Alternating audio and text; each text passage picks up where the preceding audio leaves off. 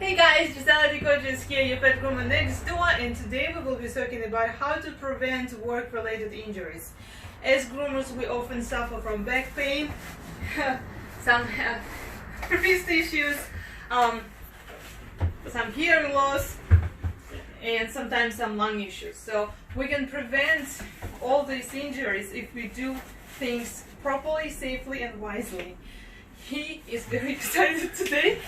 Anyway, let's talk about how to handle big dogs. As you see, I have two adult terriers here. They are king terriers. They're known for their size. They are the biggest terriers. So you will have to really learn how to handle them. They're a lot of energy. They're very hyper.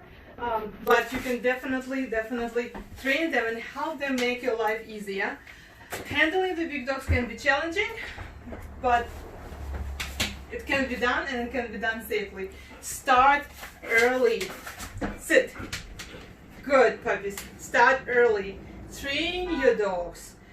The sooner you start, the better. You know, when we get those puppies coming into the shower, they're so cute, so happy, so playful. Start training them from the very beginning. Don't just pick them up and put them on the table or put them in a tub. Train them how to go up on the table, how to go into the tub, how to stand for you. Train them to do what they need to do to make your life easier. Sit. Sit. Good boy. I dropped a couple of treats, so he's gonna be busy for a little bit. Alrighty. Also, make sure you have the right equipment. Your tables, your tub, they need to be set in a way that is the most comfortable for you and make your life easier. I have an electric table here. This is Wagging Tail mobile grooming van, and it actually was designed really well. Everything that is made here is very convenient, and it does make your life easier. My table is electric. It goes up and down. All I have to do is just to push the button and the table will go up. Now, this table goes all the way down as well, so it makes it easier for the big dogs to go up on the table. Can you go down for me, baby? So these two are pretty trained. We spent a lot of time on training them when they were puppies, so now our life is much easier. We did spend a lot of time. Invest your time into training your puppy. You will spend a lot of time and you will need a lot of patience to get them trained, but it will save a lot of time in the future, and it will help you to prevent those injuries. Let's see. Can you go up on the table? Come on. Up. Up on the table. Good boy. Good boy. But of course, we often get those big dogs that don't cooperate and they need extra help. If you work at a salon and you have extra help, you have more people working, please don't hesitate to ask for help. If you are by yourself and you have to do a lot of things by yourself, there are a couple of tricks that I would like to teach you so you can prevent the injuries. Every time when you have to use the force, when you have to lift the dog or move the dog, don't move it or pick up the dog only with your hands. Use your full body. Bend your knees, suck in your stomach, and then lift with the whole body. You know, I was watching the heavy lifters the other day, and what they do is they bend their knees and then they lift, right? I haven't seen even one heavy lifter that would pick up the weight with the knees straight. So bend your knees, suck in your stomach, and then pick up the dog. Already? Let me demonstrate that. Come here, baby. Go down. Good boy. I don't know if I have enough space here to show you guys, but maybe she's sitting here. She's running over. Come here. Come. Good boy. So, when you have to lift, stay. So, when you have to lift the dog, right? Bend your knees, make sure you suck in your stomach. and then pick it up, inhale, exhale, put the dog on the table, right? Just like doing the heavy lifting. To help yourself, make sure you work out. Consult with your personal trainer if you can. Consult with the professionals. Do yoga, do weights to train your body, to build the right muscles, to help yourself to do all this work that we have to do while we're working, to prevent all the injuries. Now, let's go back to the table. Many of us don't have electric tables, right? It's very easy when you just press the button, the table goes all the way up, you don't have to use any force. But many of us have just hydraulic tables. Make sure when you pump that hydraulic table, make sure you are standing in a natural position. Humans are designed to walk forward. So everything that you do needs to be in your natural position, in a way how nature designed you to work. So if you need to pick up the table, if you need to lift the table, use a hydraulic table, make sure your knee is facing forward and then pump. If you move your knee with your leg in the other directions and do it the other way, you will put a lot of pressure on your knee and you can injure your knee, right? We are not designed to work this way. Dancers actually are trained, they train the body to dance this way, but this is not natural for us. So we are not trained. We need to do everything the way the body is designed to do. Alrighty? So pump it in the natural position. Anyway, anything that you do should be in a natural position, in the way your body is designed. Alright? Come on, let's go up on the table. Come, up, up, up, up, up. 1, 2, 3, come on, you need to get up. Up. Come on. Good boy. So you see what he did first? He put his front feet up first. Many dogs, they put their front feet and they stop. You know, the fear kicks in and they're just there. In this case, you can just approach from behind and lift the rear, put the rear on the table. But always, if you have the chance, train the dogs. If you have help, ask for help. Always do the things in a natural position. Bend your knees, suck in your stomach, and then lift. All right, so try to communicate with the dog first. Little touch, little movement, little direction may do it, you know. Sometimes it's not possible, and in this case we will need to use a little bit of a force. A lot of the dogs like to sit, and it makes it harder for us to groom, so we have to lift the dog. Sometimes all you can do is just touch the belly, maybe tickle it a little bit, or tap it a little bit gently, and the dog will get up. If it doesn't happen, then you will have to lift, but don't lift with your hand, don't lift with your wrist. Put your hand in, bend the knees, and then pick it up. Lift the dog with with your whole body. Can you get up on me, baby? Come on, up, up, up, up, up, up, up, up, up. Come on, come on, up, up, up, up. Good boy. See? All what I did is touch his stomach, and I told him what he needs to do, and he followed the directions. You good boy? He's a good boy. Anyway, everything that you do needs to be in a natural position, using your abs and bending your knees. Now, when you want to move the dog, if they're just simple direction and navigating doesn't help, and you need to actually force the dog to follow, use your full body. Again, knees, stomach, and then pull with the whole body, not just with your hand. When you're using your wrist a lot and pulling with your hand, you're putting way too much pressure on your wrist. Your wrist is not designed for that. Another thing that I like about this table that makes my life easier is that little ramp that I have. There is a leaf that you can just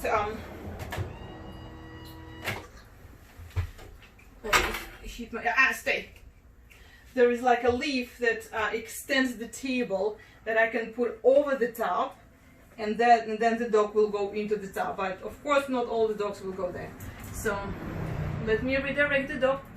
Hey Papa, come on, this way, this way, this way, this way. Good boy. Stay. So maybe my cameraman can come up here and we can show the lift. I mean the leaf.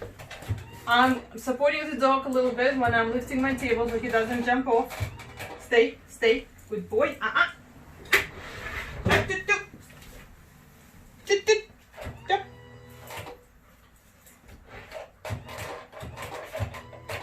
All right, so there is a stand. All right. Come on. Come on, let's go. Let's go. Good boy. All right, so when I was pulling the dog, I was pulling it a little bit because he was cooperating. When I was pulling the dog to push him in, stay in there, to put him into the tub, I pulled with the whole body and I sucked in my stomach again. If I pull just with my hand, I put way too much pressure on my scapula. All right, you want to come out? Fine, come on, up. Good boy. You don't want to do that. All right, I'm going to put him down.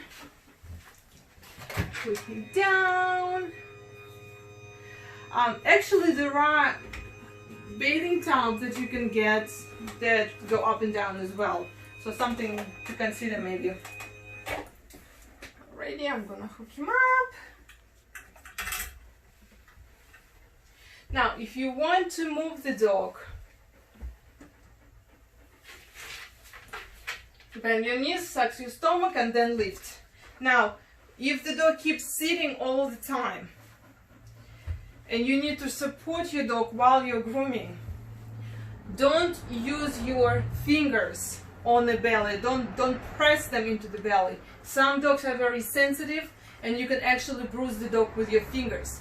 Instead, just use your hand and lift it, but not just with your hand, with the full body. Just like that.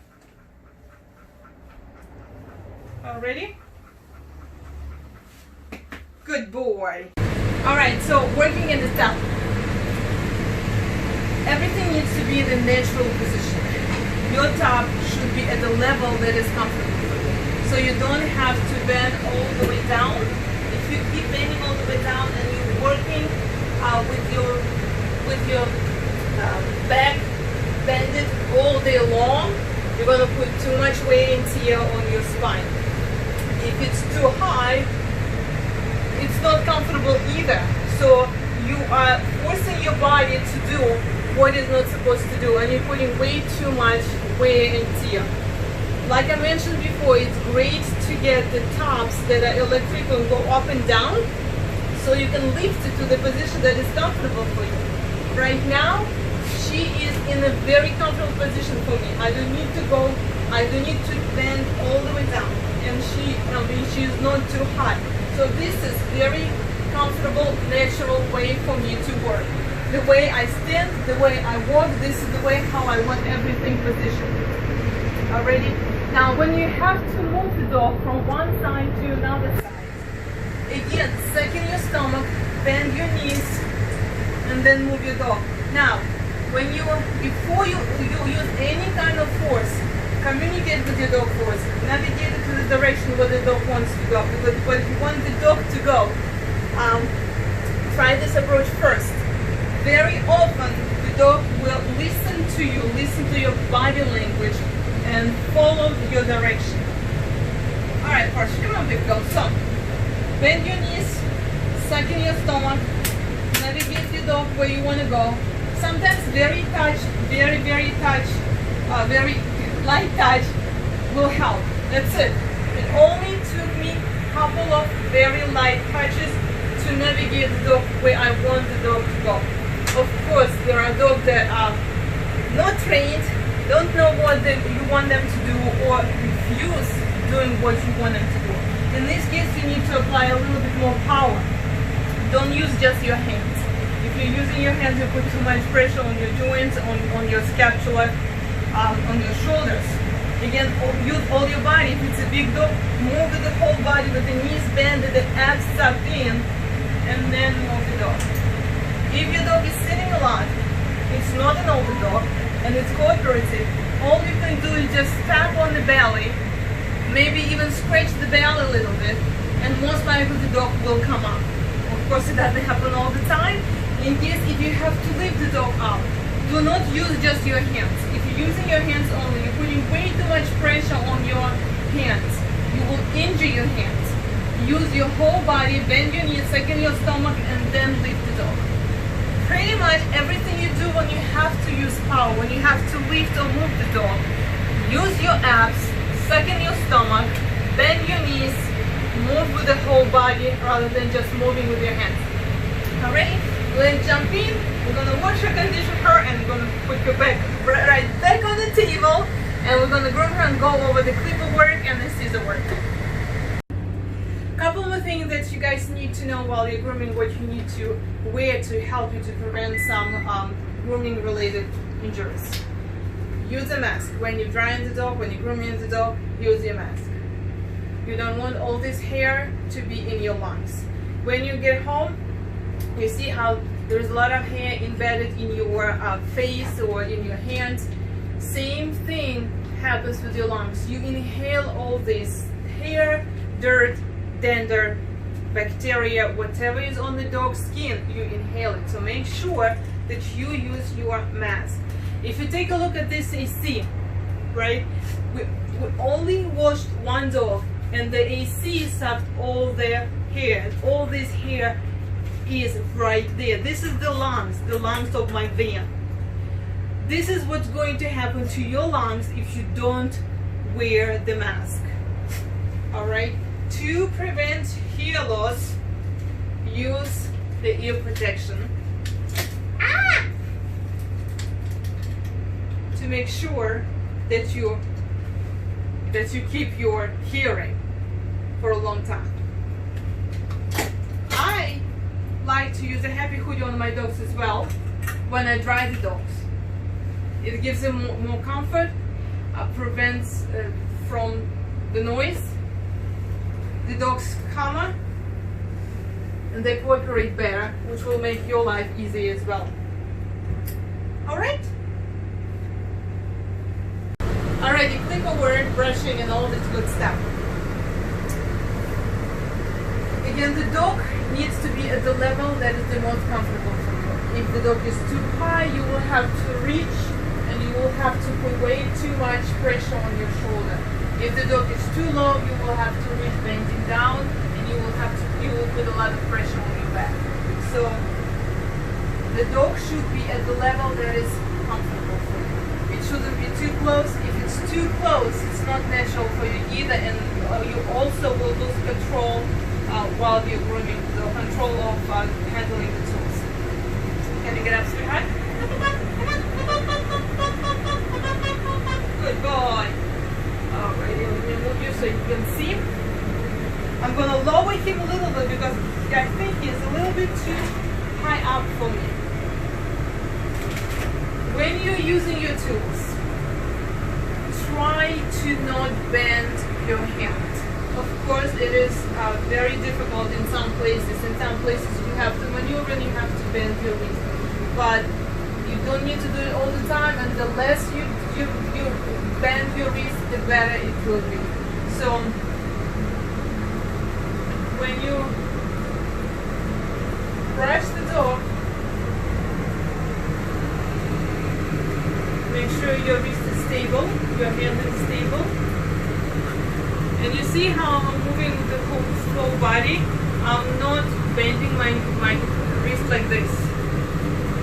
Right? And I'm not using just my hand, because that will put a lot of pressure on your wrist. It will damage your wrist.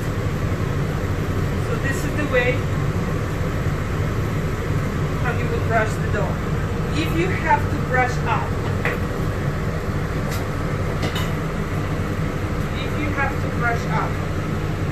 hold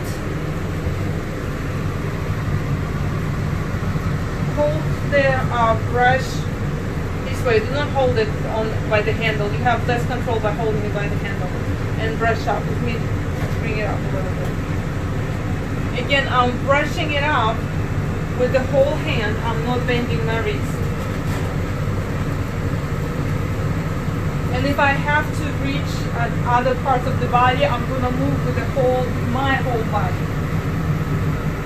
rather than trying to reach it with my hand. Don't do this. Go with your body.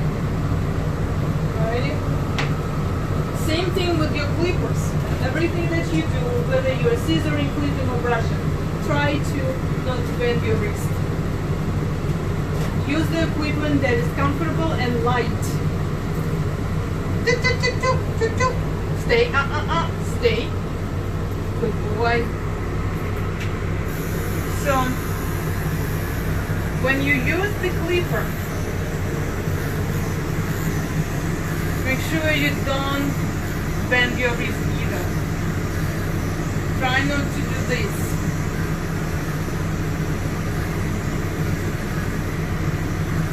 I love this clipper. It's very light and it's very quiet. So it helps me and the dog. See how my wrist is stable?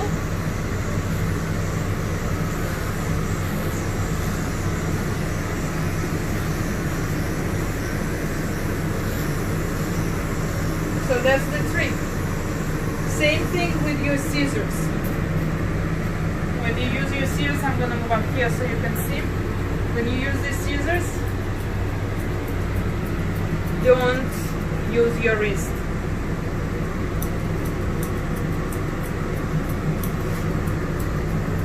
See how stable my wrist is?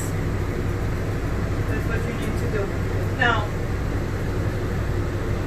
don't try to adjust your body and maneuver, go under the dog.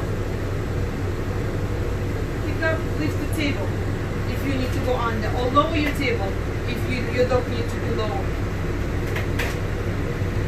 That's why it's better to have the electric table that is easier to adjust and faster than the hydraulic table, or just the regular table without the option of lifting it up or down.